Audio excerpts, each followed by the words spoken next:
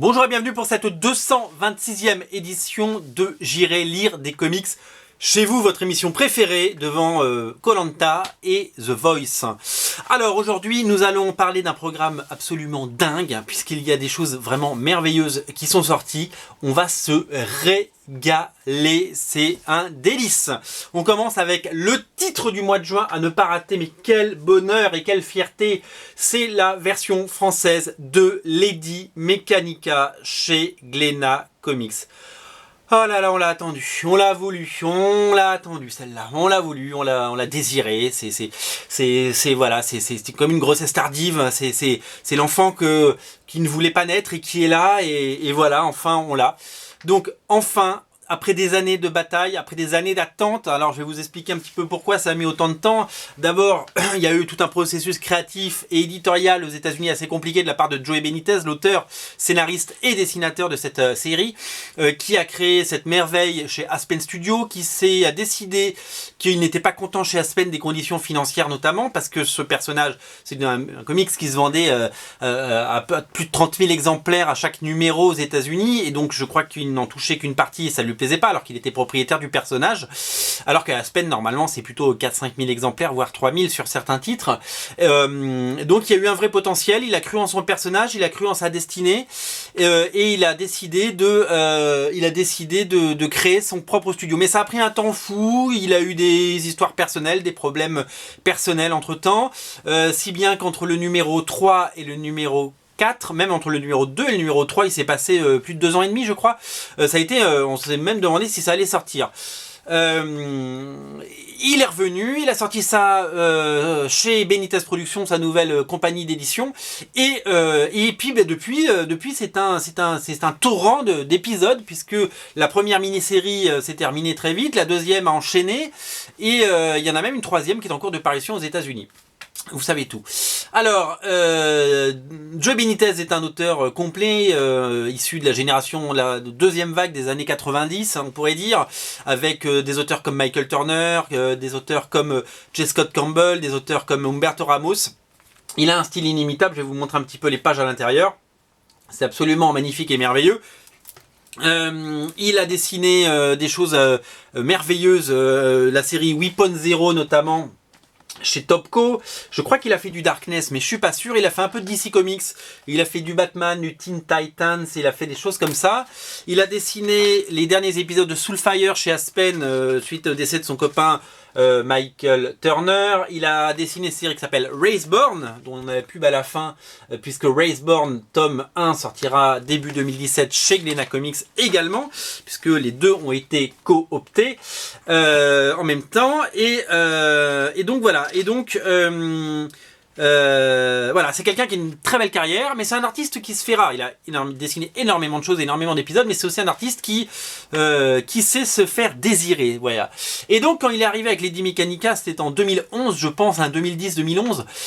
Tonnerre sur le monde des comics, ces dessins d'une beauté magnifique, c'est ce côté steampunk, ce personnage mystérieux dans une Angleterre victorienne, enfin voilà, une ambiance dark, une ambiance Jules Verne, une ambiance steampunk absolument magnifique. Quand il est arrivé avec ça, il a pris tout le monde de court et tout le monde a fait waouh. Et là où il n'avait pas eu un gros succès avec la série Raceborn dans sa première édition chez Wildstorm à l'époque, il a cartonné avec celle-là et c'est mérité. Alors, la première mini-série fait 5 épisodes plus un numéro 0. Le numéro 0, vous l'avez certainement déjà lu lors du Free Comic Book Day. Ça vous a déjà donné envie. J'en profite pour vous dire que si vous avez vu qu'il y avait des erreurs de lettrage avec des textes qui sortaient des bulles dans le numéro 0, ils ont été corrigés dans l'édition finale. Donc le lettrage est parfait, la traduction est parfaite. Elle est signée Jérôme Wiki. L'édition est somptueuse. Bravo, bravo. C'est voilà, il fallait un bel écrin pour Lady Mechanika et le voilà. C'est vraiment un magnifique album. Ça risque d'être quelque chose d'assez merveilleux. Donc c'est dessiné, scénarisé par Joe Benitez, mise en couleur par Peter Stegerwald de chez Aspen, co-créateur d'Aspen Comics, et également dessinateur à 16 heures sur une autre série qui s'appelle The Zoo Hunters, assez magnifique.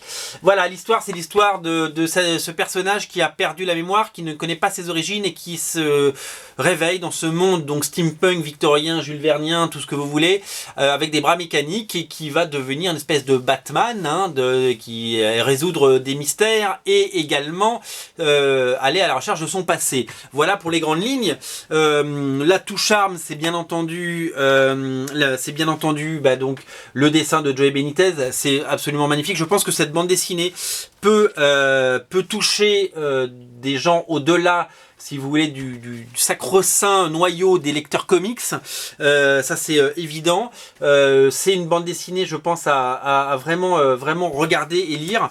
Le numéro 2 sort a priori en octobre. Voilà, vous avez déjà l'édition. Donc cette année, on aura le tome 2. Alors à noter que donc il y a pas mal de couvertures variantes à la fin.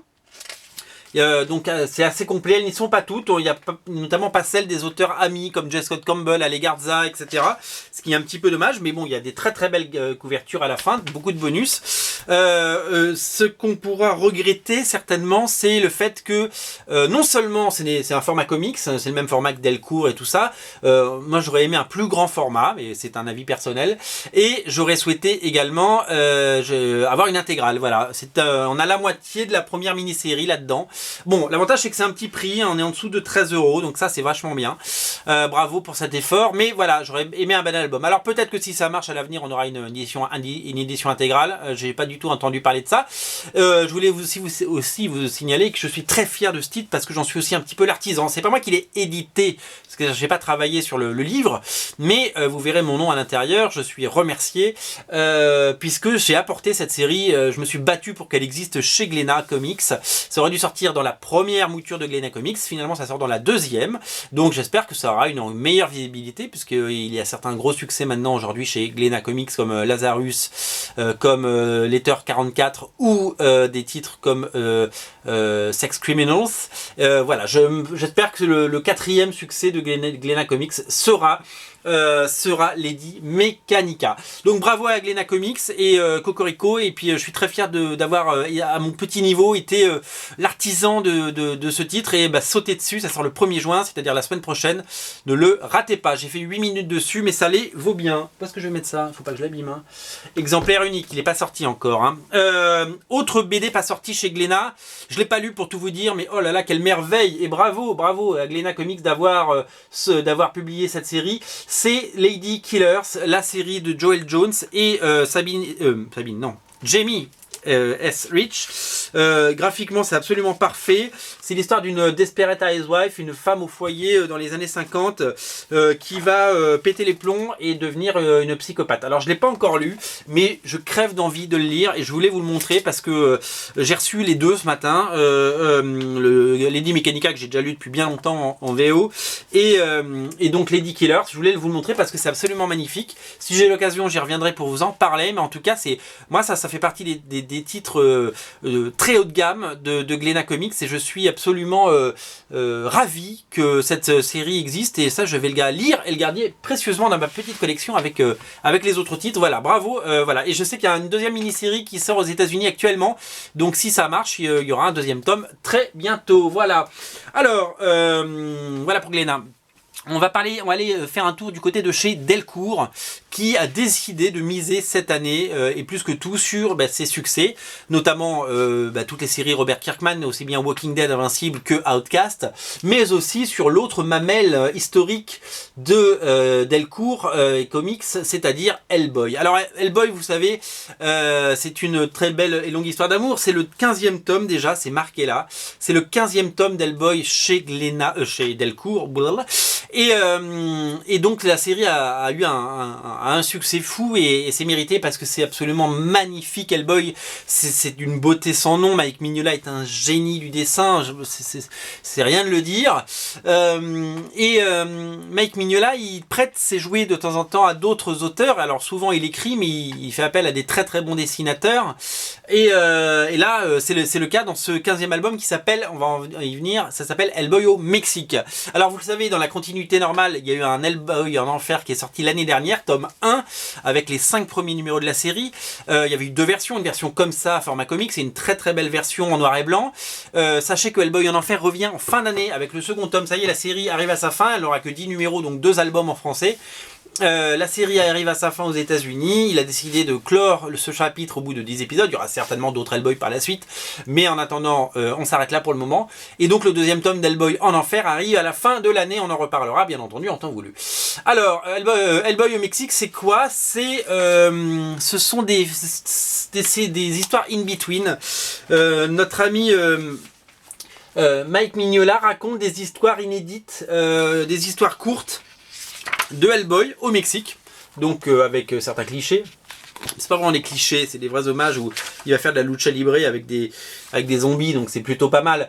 Une histoire magnifiquement dessinée par le maître, l'illustre Richard Corben. Comme je vous ai dit, Mike Mignola prête ses jouets, mais il les prête pas à n'importe qui. Il les prête à des grands auteurs, et donc à partir de là, il fait hyper gaffe à qui il confie les dessins. Alors bien entendu, il y a du Mike Mignola, la deuxième histoire est dessinée par Mike Mignola, parce que vous voulez dire, moi Mike Mignola, moi je m'en fous de savoir ce qu'il écrit, moi je veux le voir dessiner. Rassurez-vous, il y a du Mike Mignola dans cette histoire. Il y a d'autres auteurs comme les frères Moon, Gabriel Ba et Fabio Moon, voilà, dans une histoire assez magnifique également, des styles un peu différents, mais qui s'entrechoquent et qui donnent quelque chose de toujours harmonieux. Une deuxième histoire signée Richard Corben, voilà, c'est plein d'histoires courtes, ce sont des récits qui entretiennent et enrichissent, si vous voulez, la mythologie Hellboy et tout l'univers Hellboy graphique et scénaristique. C'est indispensable si vous aimez Hellboy, si vous aimez Mike Mignola, si vous êtes complétiste et si vous aimez les belles histoires. Bravo et merci à Delcourt de nous avoir proposé ce 15e tome en attendant le deuxième tome de Hellboy en enfer dans quelques mois. Fin d'année. Alors, on va faire un petit saut, puisque nous avons beaucoup parlé de Glénat et que nous avons parlé de Delcourt. Nous allons parler de maintenant Urban, éditeur de DC en France. Urban qui se lance après avoir publié Batman Eternals dans la suite, espèce de suite qui s'appelle Batman and Robin Eternal. Alors Batman Eternal faisait 48 épisodes, il y a eu 4 tomes comme ça, 4 pavés. Batman and Robin Eternal ne fait que 24 épisodes, il y aura 2 tomes. Qu'est-ce que je peux vous dire sur cette série? Donc c'est la même équipe de Scott Snyder et James Tynion 4 qui font le job. Donc ça, il n'y a pas de souci. Et ils sont là, ils sont bien là. Et ils ont décidé de faire une histoire qui est la suite, mais qui met surtout en avant le personnage de Dick Grayson, anciennement Robin, anciennement Nightwing. Et qui maintenant est simplement l'agent Grayson dans cette époque de la série, et qui va voilà, Batman alors Nightwing n'était pas présent dans Batman Eternal, et il est bien entendu au cœur de Batman and Robin Eternal, et c'est Batman qui est sur la touche pour le coup, parce que suite aux événements de Batman, vous avez certainement lu le Batman de Scott Snyder, puisque ça se passe en parallèle, et bien Batman est absent. Alors Batman n'est pas complètement absent de cette saga, puisque il y a énormément de flashbacks, il y a énormément voilà, des souvenirs d'enfance de Dick Grayson quand il mettait le petit costume du rouge-gorge. Alors voilà, c'est une nouvelle saga à suivre, donc c'est plus de Batman. Moi je vois toutes ces séries comme un prolongement du run de Snyder, avec du très bon souvent, avec un petit peu de temps en temps des choses un peu moins bonnes, mais globalement c'est plutôt bien.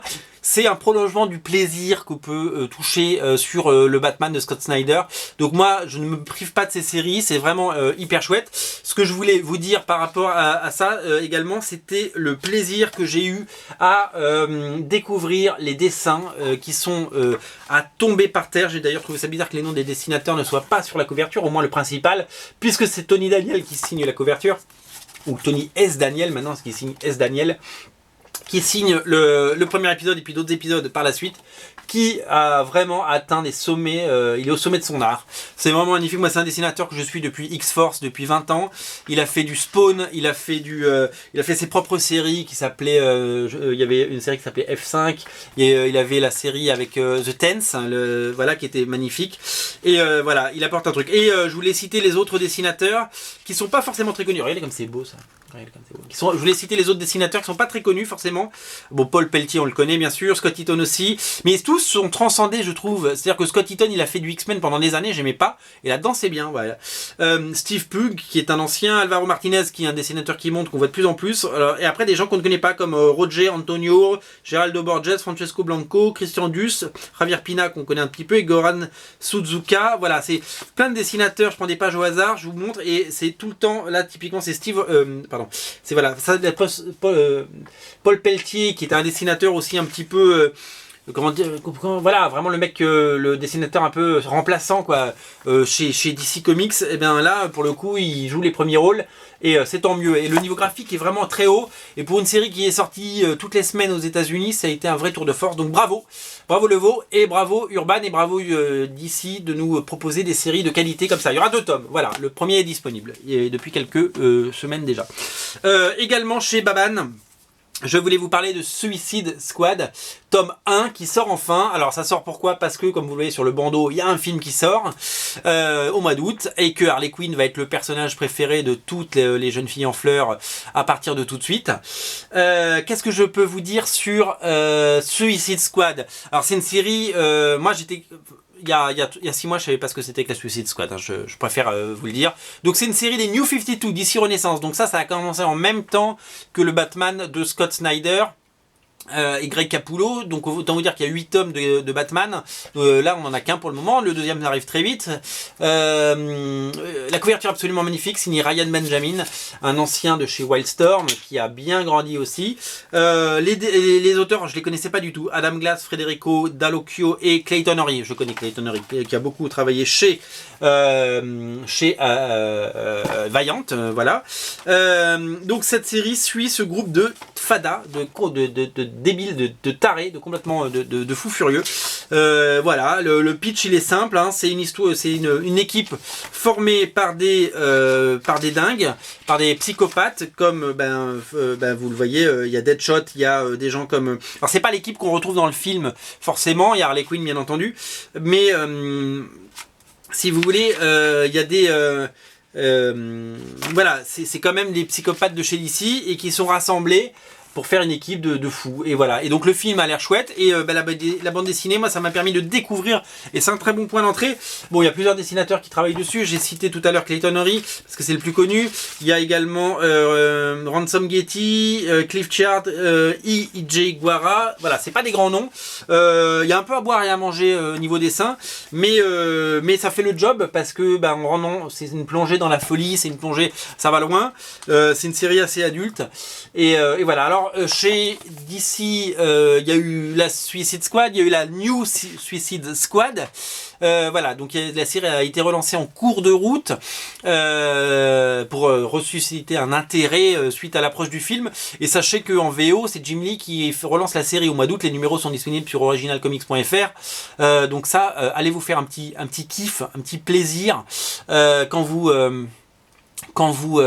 allez sur Original Comics, parce que Jim Lee sur Suicide Squad Rebirth, ça va être plutôt pas mal. Voilà, donc je sais pas si c'est la chose la plus facile d'accès pour les gens qui vont aller voir le film. En tout cas, en tant que fan de comics, moi, je m'y retrouve.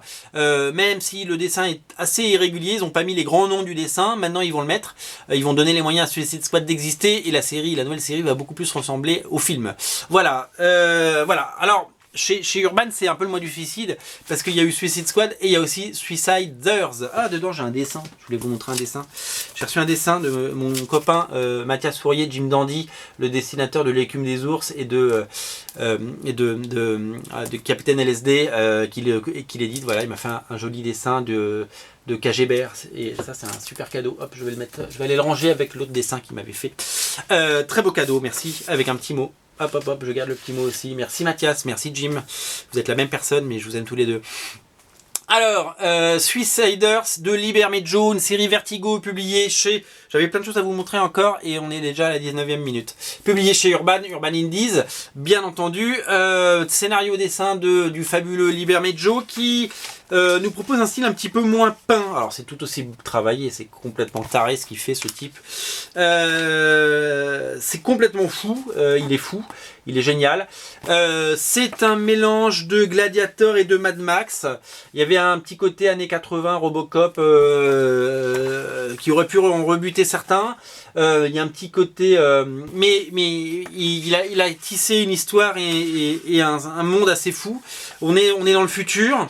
Les Suiciders, ce sont des gladiateurs modernes voilà, pour survivre, se battre dans des arènes. On va suivre le saint. J'ai des petits trous de mémoire, j'ai lu il y a 15 jours. Je lis tellement de choses. Ça va suivre l'histoire du saint, qui est un gladiateur vedette et redoutable. Et on va plonger dans ce monde complètement fou, complètement barré, où règne la violence et tout ça. Alors moi c'est un vrai coup de cœur, cette série. J'ai adoré chaque page, c'est très très beau. Je suis pas j'adore lire Liberme Joe, mais je suis pas... C'est hyper chargé, et là-dessus je trouve qu'il a vachement épuré son style. Il y a des trucs très dessinés, moins texturés qu'avant, et je trouve que on gagne en lisibilité, un petit peu comme un dessinateur comme Simone Bianchi par exemple. Quand il avait fait des séries comme Astonishing X-Men, c'était illisible, et maintenant sur ses derniers travaux comme Amazing Spider-Man ou même Thanos, c'est beaucoup plus lisible, parce qu'en termes d'art séquentiel et de la façon de construire les pages, c'est beaucoup plus maîtrisé. Voilà. Alors voilà, Suiciders n'a rien à voir avec Suicide Squad, il y a juste le mot et c'est sorti le même mois. C'est disponible. Sachez qu'aux États-Unis il y a un deuxième tome qui est en cours de parution chez Vertigo, qui n'est pas dessiné. Enfin, Liberme Joe fait quelques pages, mais il se fait seconder par un autre dessinateur pour lui donner un peu d'air. Mais voilà. Le reste, je vous en reparlerai une autre fois. J'avais encore des trucs sur ma pile, mais j'ai beaucoup trop parlé du comics du mois. J'ai trop parlé de Lady Mechanica, disponible la semaine prochaine, ne le ratez pas. Il est disponible partout et on le vend aussi notamment sur originalcomics.fr dans la nouvelle rubrique VF, puisque maintenant on a de la VF, plein de VF, kiosque et librairie sur originalcomics.fr. Voilà, on se retrouve très bientôt, c'était la 226e émission. Merci de me suivre de plus en plus nombreux et de mettre plein de commentaires. Merci, salut.